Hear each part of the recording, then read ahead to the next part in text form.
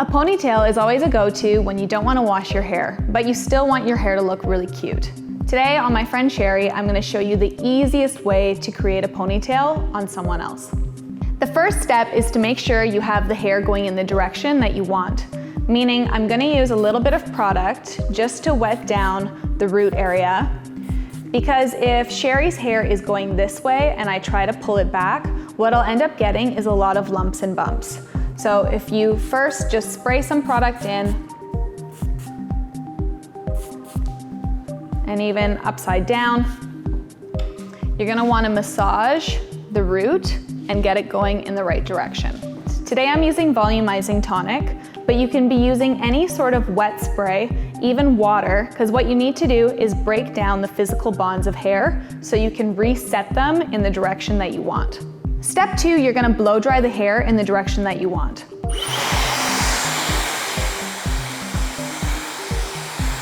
So here you can see that I'm lifting the hair up against the head, because where I want my ponytail to be is right at the top of the head.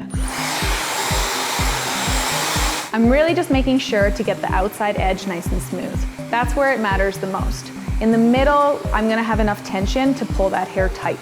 To make sure that the back looks nice and smooth, you do want to spend some extra time blow drying this hair up. If you don't, you're going to get lumps and bumps that are really, really hard to remove. Step 3 is to subsection your ponytail. If you try to put the hair up in one go, you're going to find it really difficult and hard to hold on to. So instead, if you section off, it'll make it easier to put the hair up. So I like to section the top first, and when I'm clipping it out of the way, I'm gonna drag it back so that where I was blow drying that hair nice and smooth, it'll remain smooth.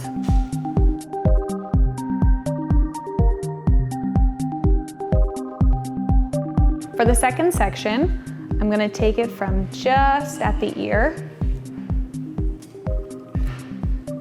and to the opposite side.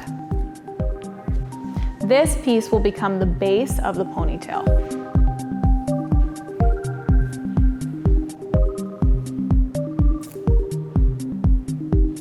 And then your last section is in the nape. So this hair as well, I like to make sure that it's clipped up because I did spend time blow drying, making sure that the root area was gonna be upward. If I clip the hair down like this, I'm actually taking away the work of the blow dry.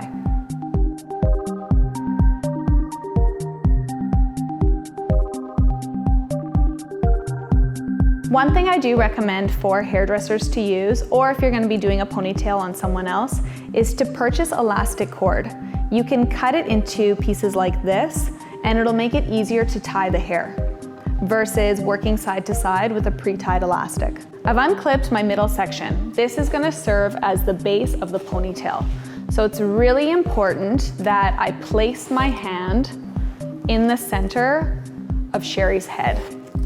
The other thing that I'm gonna do is that when I'm holding the hair, I wanna make sure that I'm holding it like sand, meaning if you grip sand in your hand too tightly, it slips through. So even though I wanna hold Sherry's hair tight, I don't want it to be so tight that I'm gonna end up getting more lumps and bumps. So here's the hard part. I'm gonna take my elastic and I'm gonna push it against Sherry's head as I work underneath through to the opposite side. I'm gonna wrap the elastic around a couple of times until it feels like it's tight enough. Don't be discouraged, this takes a few tries until you get it right. Once I feel like I have enough tension, I'm gonna go ahead and tug on both pieces so I can make sure that it's nice and tight to Sherry's head. From here, I'm going to tie, and how you tie is important. You wanna make sure that you're going under not just once, but twice. What that'll do is it'll create a bit of a slip knot so that you can let go and the ponytail will still stay. I like to check to make sure that I don't have too many lumps or bumps. If I do, I can always undo it and try it again. With the leftover pieces, I'm gonna double knot and cut off the remaining parts of elastic. For the second stage of this ponytail, I'm gonna let go of the bottom piece. Now I'm using a brush that is flexible, because if I try to use something that looks like this, I'm basically going to rub or pull out the hair that's already been tied. But if I use something soft, I can basically connect the two pieces and even brush over without affecting the area that I've already tied. So that it doesn't look saggy in the back, what I'm gonna have Sherry do when I go to attach it to my second piece, I'm actually gonna have Sherry look up.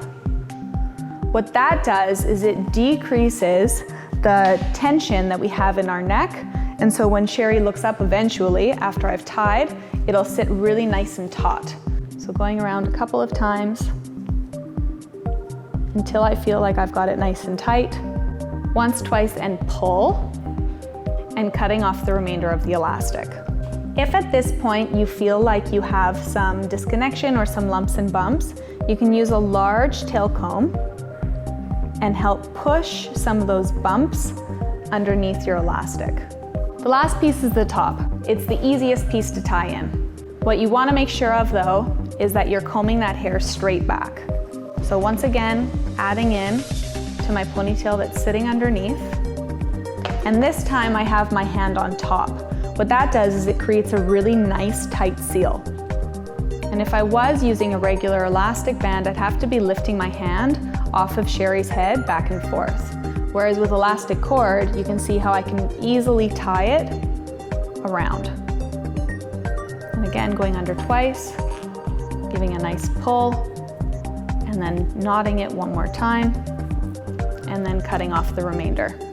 To cover Sherry's elastic, I want to make sure that I'm using a curling iron that has a smaller diameter than the base of her ponytail. I'm going to take a small piece of Sherry's hair from the outside edge and I'm going to curl it. I'm curling it towards the base of the ponytail. If I curl away, I'm not going to be able to wrap it around the ponytail.